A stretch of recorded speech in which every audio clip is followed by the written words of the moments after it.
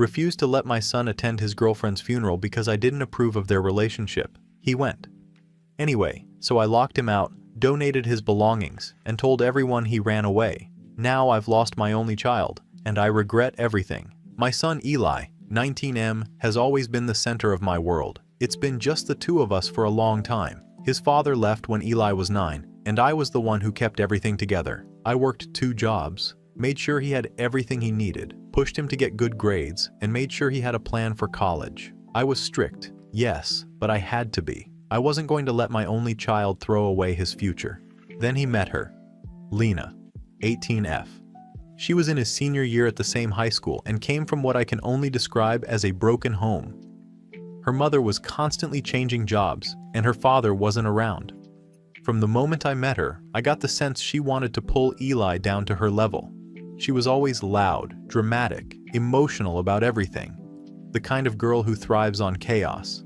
She'd show up at our house with ripped jeans, messy hair, and call me Mrs. K, like we were friends.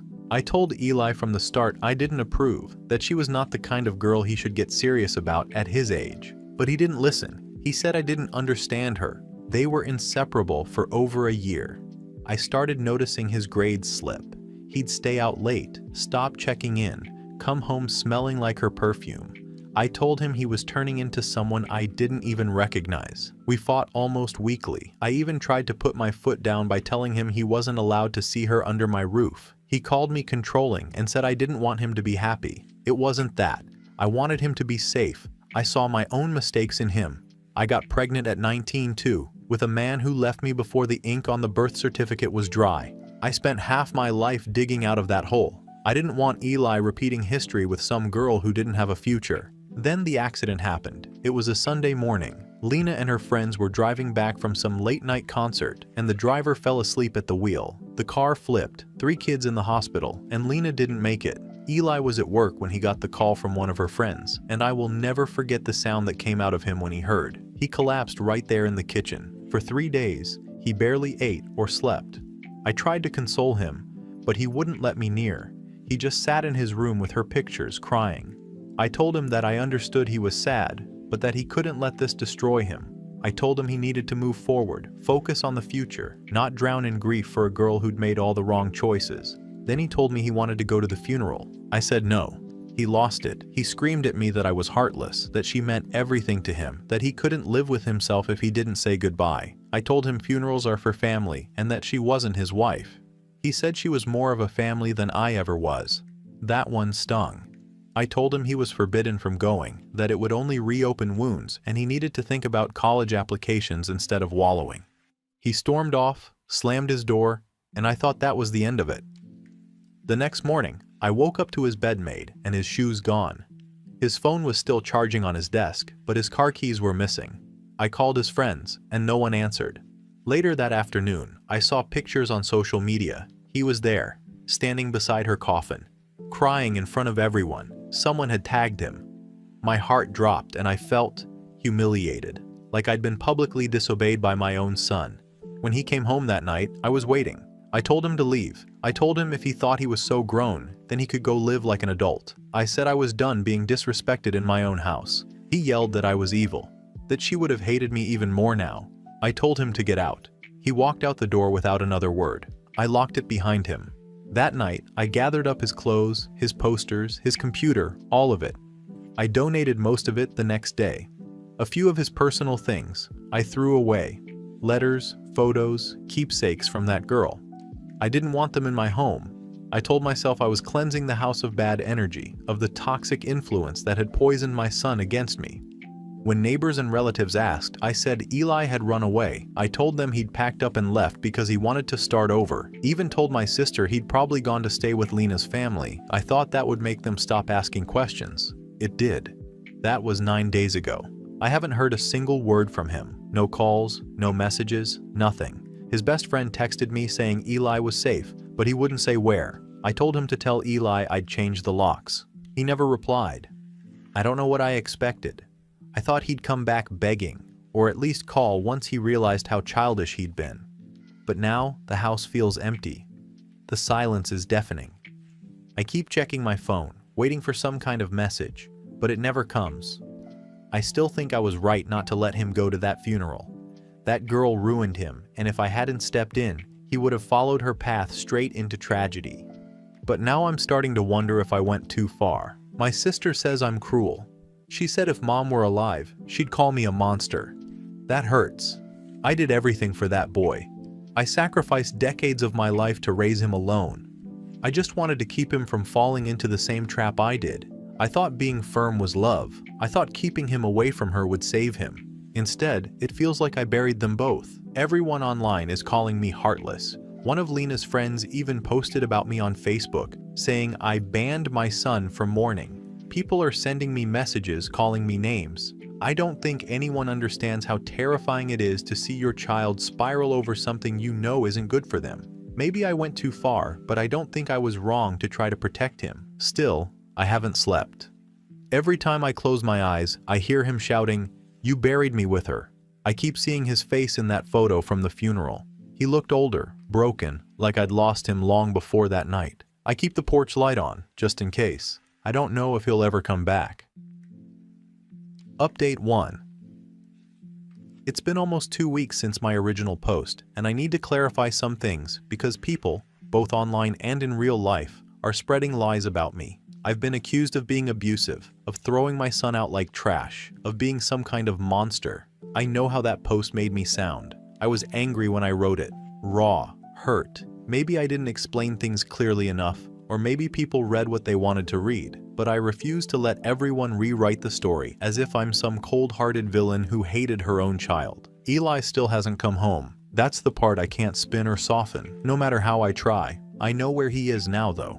Lena's parents came to my house 3 days ago. They didn't even call first. They just showed up on my porch with that look, the one people use when they've already decided what kind of person you are. Her mother stood there clutching her purse like she was ready to swing it at me, and her father said they needed to talk about Eli. Apparently he's been staying with them. They said he showed up the night after I told him to leave, still in the clothes from the funeral. They took him in because, quote, "No child deserves to be homeless after losing the person they love." I asked them how long they planned to keep him there, and her father said, "As long as he needs." Then her mother looked me dead in the eye and said, "He's safe with us. You've done enough." That sentence, "You've done enough," keeps looping in my head.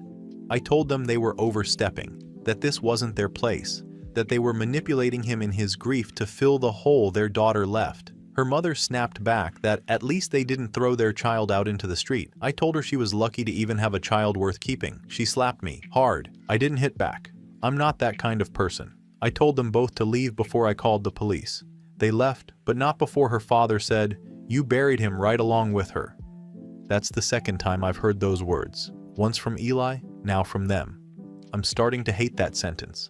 I tried calling him after that visit. He didn't pick up, obviously. His old number's still disconnected, so I got their home line from my sister, who somehow had it. He answered after a few rings. The way he said hello? It wasn't even my son's voice. It was flat, cold. I said, "Eli, it's Mom." And there was silence for almost a full minute before he said, "You buried me with her." Then he hung up.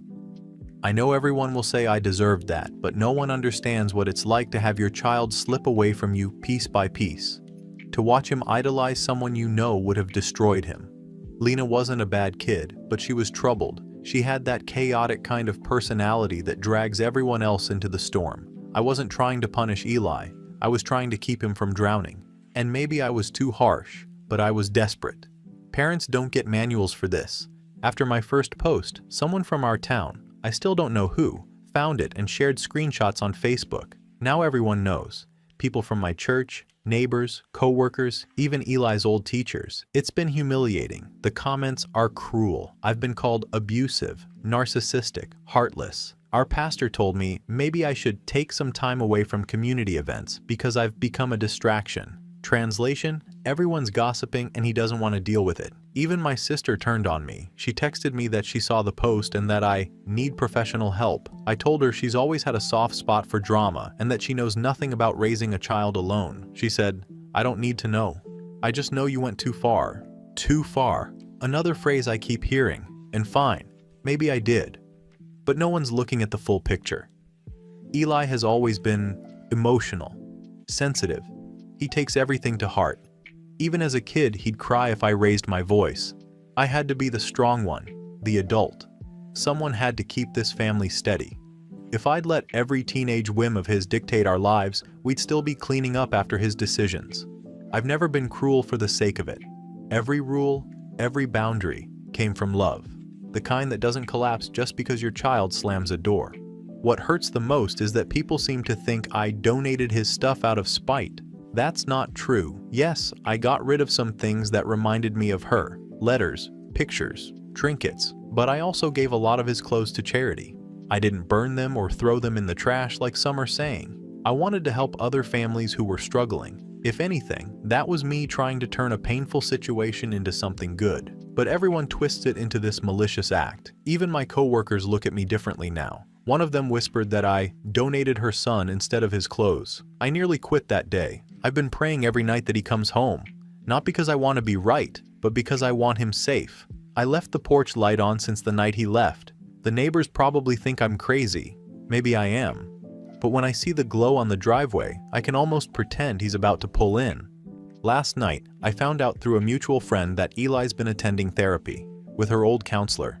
That felt like another betrayal, as if he's rewriting his grief into some tragedy where I'm the villain and she's the saint. The friend said Lena's parents drive him there twice a week, and afterward, he stays for dinner with them. They even helped him enroll in online classes since he doesn't feel comfortable coming home. I can't describe the kind of anger that burned in me hearing that. Not jealousy, something worse.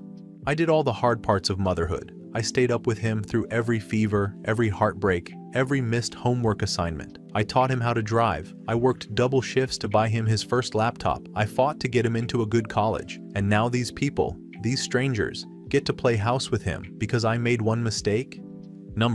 That's not fair. I sent him an email last night. It wasn't perfect. I was emotional. But I told him I'm still his mother, that I'll always love him, and that he doesn't belong in that house. I told him they're trying to replace their daughter with him. I said, "You are not their son, Eli. You are mine." He didn't reply. Instead, this morning, I got a short message from a number I didn't recognize. It just said, "Stop contacting me. You buried me with her." That's 3 times now. Same words. I don't even know what to feel anymore. Guilt? Anger? Both? I want to believe I can still fix this, that he'll wake up one day and realize I did what I thought was right. But every day that passes, it feels like the ground's slipping out from under me. People keep telling me to apologize, to own what I did, but they don't understand that an apology won't bring back the years I spent building our life. It won't make him trust me again. Sometimes I sit in his old room, or what's left of it, and I think about how quiet it is. No music, no dirty clothes on the floor, no sound of him pacing while talking on the phone. I used to complain about all those things. Now the silence feels like punishment. I don't know if he'll ever come home, but if he does, I'll be ready. I'll still expect respect, still expect boundaries. I'm his mother, not his enemy, but I'll admit, the house feels colder without him. Update 2. It's been half a year since I last posted. If you're here to gloat, you'll get your satisfaction early. Yes, Eli is gone. Completely. Officially. Permanently, as far as I can tell. He moved out of this state in March. He's at some college in Oregon now. I only found out because my sister forwarded me a Christmas card from one of Lena's cousins, of all people. Apparently, he's been accepted into a photography program there. Funny, because when I was pushing him toward engineering scholarships, he said I was suffocating his creative spirit. I guess he finally got the freedom he wanted. He changed his number, his email, everything. I've been blocked on every social media site he ever used. The only trace left is his old Facebook profile picture. One of him and Lena at a pumpkin patch. He's frozen there at 17, smiling like he didn't have the whole world ahead of him. I keep saying he, like he's a stranger because that's what it feels like now. A stranger I once raised. My reputation around town has gone to hell since the last update. I used to head the women's auxiliary at our church. They replaced me quietly. No meeting, no thank you gift, no mention. People still smile when they see me in the grocery store, but it's that pity smile, the kind you give to someone you think is broken. I hear whispers when I walk down the baking aisle. That's the woman who threw her son out. Someone even wrote monster on my mailbox in chalk one morning. At first I wanted to scream at everyone that they didn't know the whole story, that I was protecting my child from making my same mistakes. But after months of silence from him, I started to wonder if maybe they did know. Maybe they just didn't need the details to recognize a mother who went too far. Still, I refuse to paint myself as evil. I'm not some storybook villain twirling her hair in the dark. I was a mother doing what she thought was necessary. People act like love should always be soft, always yielding. That's not love. Love is discipline. It's structure. It's knowing when to say no, even if your heart breaks doing it. That's what I used to tell myself anyway. The house feels different now. I used to think I wanted quiet. No music blasting, no doors slamming. Now I can't stand it. It's a kind of silence that hums, heavy and alive. Sometimes I still hear his footsteps, even though I know they're not there. I haven't touched his old room since February. I tried it first, I really did. After I threw everything out that night, I swore I wouldn't dwell. But one day, I saw one of his old school notebooks at the bottom of a box I'd missed, and for some reason, I couldn't get rid of it. I put it on his shelf, and that started it. Little by little, I started piecing things back together. An old hoodie, a baseball cap, the photo of him with our dog. The room looks lived in again, but it's a lie. It's a shrine now. I know what that sounds like, but it's not obsession. It's memory. It's trying to keep proof that once, there was laughter in this house. In late March, I drove to the cemetery. I told myself I was there to visit my parents' graves, but that was a lie. I parked near the far end, close to the section where Lena was buried. I waited until after dusk, when the caretakers were gone. Her grave was covered in flowers, fresh ones, lilies mostly, and a few wild daisies, the kind she used to pick and braid into her hair when she'd visit our house. I stood there for a long time, watching the wind move through them. Someone had left a camera keychain and a little folded note under a stone. I didn't have to open it to know it was from him.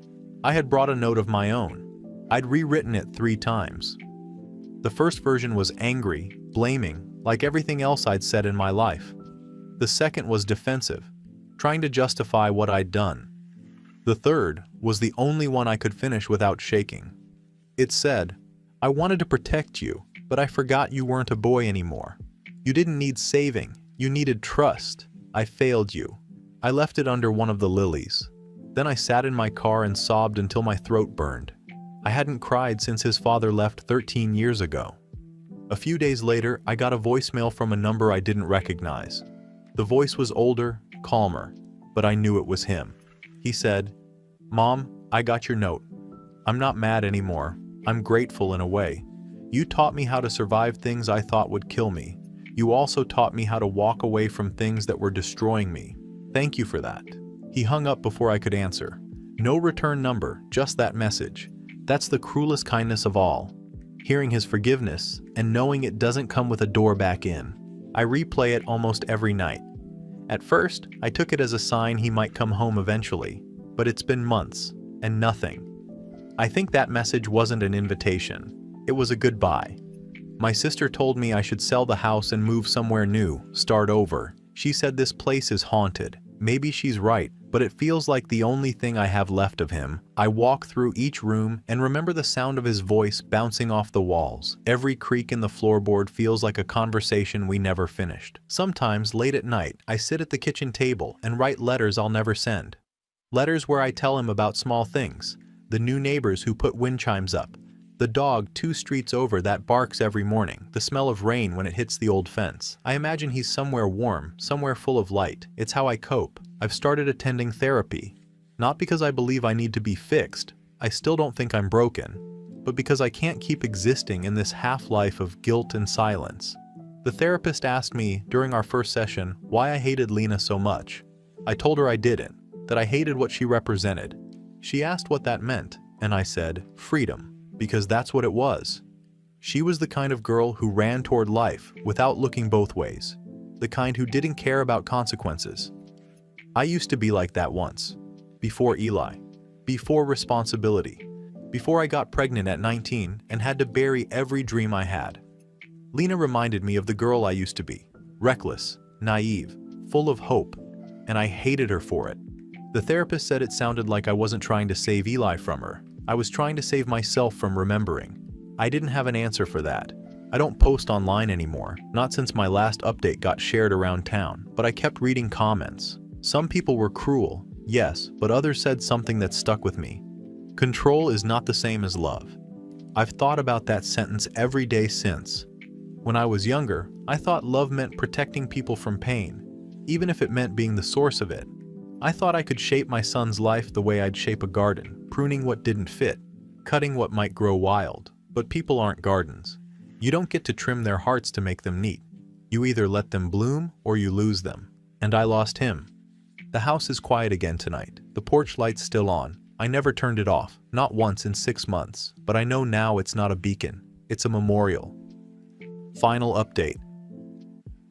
A year has passed. I counted the days at first, then the weeks, then I stopped for a while because it made the hours feel longer. Now I know the number anyway. 365. I say it out loud when I wake up, like a weather report. It helps me remember that time moves, even when I feel stuck. People told me to let the thread die, to take my shame and go quiet. I did go quiet, but I don't think shame fixes anything by itself. Silence looks tidy to outsiders. Inside, it rots. I am writing today because there are things I need to say, and because leaving the story at the halfway point would be one more act of control. I have done enough of those. Since my last update, I have made changes, not dramatic, movie changes, real ones. I joined 2 groups. One is a grief circle that meets in the basement of a church on Wednesday nights. The pastor there doesn't know my name. I like that. We sit in old chairs, drink coffee that tastes like cardboard, and say hard sentences out loud. The other is for parents of estranged adult children. That room is quieter. The words get stuck in throats. People whisper the ages of their kids like they are lit candles. I still see my therapist on Mondays. She does not let me dodge. She asks short questions and then waits. At first I hated her for the waiting. Now I understand that the silence is where the truth finally shows up. She had me write the same sentence every morning for a month. Control is not care. It felt silly. Then on day 12 I wrote it and thought of the porch light I kept on, and realized it wasn't a welcome. It was a spotlight. It was me still directing the scene, even with an empty stage. I tried contacting Eli in the spring, not a surprise attack, not some stunt. I went through the proper channel, the student services office at the college he attends. I sent a short letter in an envelope they provide for this exact purpose. It said, "I hope you are safe. I am in therapy. I am proud of you whether you speak to me or not." I put my number and my address. I signed it, Mom. 2 weeks later, a form email arrived. It said the student had asked that no personal messages be forwarded. It was polite, clear, final. I read it 3 times, then closed my laptop and sat in the backyard until the motion lights clicked off. I did not drive to the airport. I did not hunt down his dorm. I did not call anyone to plead. I went to my Wednesday group and said out loud, "He asked for no contact." It burned coming out, but the burn felt clean. Summer made the house hot. I kept the windows open at night, and the wind carried other people's lives into my kitchen. Laughter, a baby crying, a pop song from 2 streets over. I stopped sitting in Eli's room. I shut the door and left it shut, not as a shrine, as a boundary. The therapist said, "You keep trying to rebuild the past when you are supposed to be building a future." I told her I didn't know how. She said, "Professional stubbornness counts for something. Aim it at the right thing." So I used it. I found a youth center 2 towns away that runs a group for teens who have lost someone. I filled out forms, did the background check, sat through the training where they teach you to listen without fixing. The first night I watched a boy scuff the toe of his shoe on the floor for an hour and say nothing. The second night, he said the name of his father and then cried into his sleeves. I sat next to him and counted my own breaths. I did not make a speech about resilience. I handed him a box of tissues and said, "I am not going anywhere." When I left, my shirt smelled like bleach from the rec room, and I felt tired in a way that finally meant something. Around October, I got a letter. The envelope was cream with thick paper, the kind people use for weddings or condolences. My hands shook opening it because I thought it might be from Eli. It wasn't. It was from Lena's parents. I sat at the table and read it twice before the words held still. They wrote that they had not forgotten what happened between us. They wrote that some wounds form scar tissue and some stay tender. They wrote that Eli is doing well. He is still at school. He has friends. He works part-time at a camera store, the kind that still develops film in the back. He will graduate on time if he keeps his grades where they are. They wrote that he does not hate me. He is firm about the no contact. That firm was underlined once. They said he asked them to tell me he is safe and housed and not using anything to numb himself. I cried then, hard and short like a hiccup. The second page was the kind of mercy that hurts. Lena's mother said there are details I never knew. She said she went back and forth about including them. Then she wrote them anyway because secrets grow poison if you leave them buried too long. Lena was pregnant when she died. Early. She had told Eli a week before the crash. They were both afraid. They had not told their parents. They had a plan to talk to a counselor. He had scheduled the appointment. It was the Wednesday after. There is no after. I put the letter down and went and stood in Eli's room with the door open. The air smelled like dust and laundry detergent. I sat on the edge of the bed and said the word grandchild into an empty room and felt something in my chest tear gently, the way old fabric gives when you pull on a seam. I know now why he used those words on me. You buried me with her. He had not only lost a girl, he had lost a future he didn't even have time to shape. I took his right to mourn that in the place and time he needed. I didn't just miss the mark. I took the bow out of his hands. I wrote back to Lena's parents. I did not argue. I did not defend. I thanked them for the truth and for the kindness they showed my son when I did not. I said I would not contact them again unless asked. I meant it. Some people think setting a boundary is weakness. It is not. It is a fence you build around your worst instincts. November brought colder air and shorter days. Work stayed steady. People in my town finally ran out of gossip or got bored. One woman in the cereal aisle tried to corner me with pity, and I said, "No thank you," and walked away. That felt like a small backbone growing back. My sister called on Thanksgiving. She asked if I wanted company. I said she could come by at noon for pie and coffee, not dinner. She sniffed at the limit. She came at noon. She left at 1:15. We did not talk about Eli for more than 5 minutes. I did not cry. When she backed out of my driveway, I felt relief. Relief is not betrayal. It is breathing. December is always heavy. Lights go up. Music plays in stores. Memory gets loud. The youth center asked for volunteers to help a few families decorate. I said yes, then no, then yes again. The morning of, I woke up at 4 and sat on the couch with the tree lot flyer in my lap and thought about last Christmases when Eli and I fought over tinsel versus ribbon. He hated ribbon. He said it made a tree look like a birthday present. I bought tinsel. I thought that counted as compromise. The center trip ended at dusk. The air had a bite to it. On the way home, I drove a route I haven't taken in a year. Habit, I guess, or muscle memory. It took me past Lena's parents' street. I told myself I would keep going. I slowed at the corner anyway. Their house sits back a bit from the road. Blue shutters, a porch with a swing. Someone had strung warm white lights along the railing. Through the window, I saw a tall figure on a ladder inside, reaching to place a star. The person on the floor reached up to steady it. He laughed. I know his laugh. It starts in his chest and hides in his throat. I parked half a block away and watched like a thief. I hated myself for that. I watched anyway. He looks older, not hard, not tired, filled out. The hair that used to flop into his eyes is shorter now. His posture is different. He stands like a person who picked his life up and set it down somewhere new. He moved the ladder, climbed down, hugged the person holding it, Lena's father. Then a small woman came in from the kitchen with a dish towel on her shoulder and pressed a kiss to his temple. She handed him a spool of wire. He took it and held it like it was the most natural thing in the world to be handed what you need in a room where you are wanted. I could have gotten out. I could have walked up the steps and knocked. I could have asked for a minute.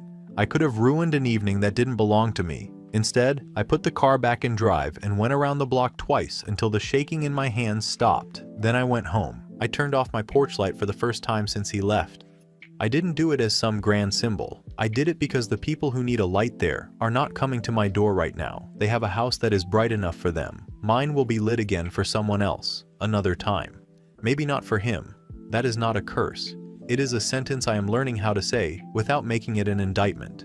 On Christmas morning, the mail brought a small padded envelope. No return address, but the postmark was from his city. Inside was a photo. Real film, matte finish, black and white.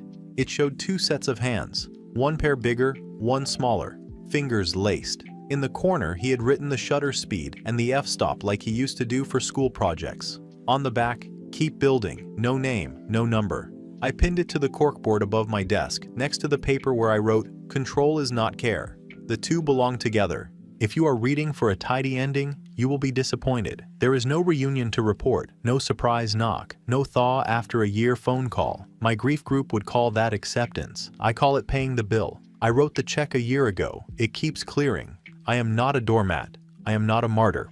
I am a mother who made a terrible choice and then chose not to make 5 more to cover the first one. I enforce boundaries now, on myself most of all. I do my work. I keep my promises to kids who are not mine, because they show up and they need an adult who stays in the chair when things get hard.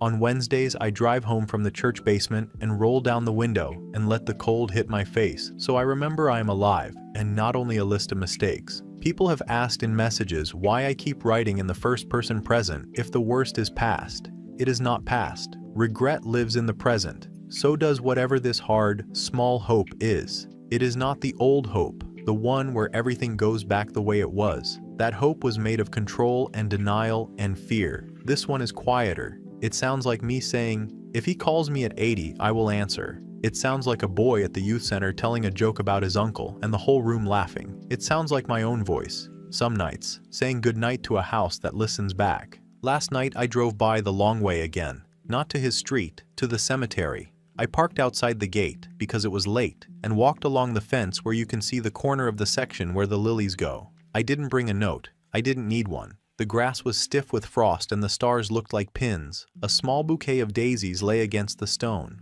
A folded paper sat under a smooth rock. I didn't touch it. I don't need to touch what isn't mine anymore. On the way home, I passed 3 houses with lights still on inside. People moving behind curtains. Warm light on wood floors. For a second, I thought of pulling into my driveway and turning the porch light back on. I didn't. I unlocked the door, stepped inside, and flipped on the lamp by the couch. The room glowed enough to see by, enough to sit and breathe and be. The lights in their house looked warm. I used to think warmth was control. Now I know it is the one thing I cannot demand. I can only make it here, keep it steady, and wait without dragging anyone into it who doesn't want to be here. If that is my ending, then it is an honest one.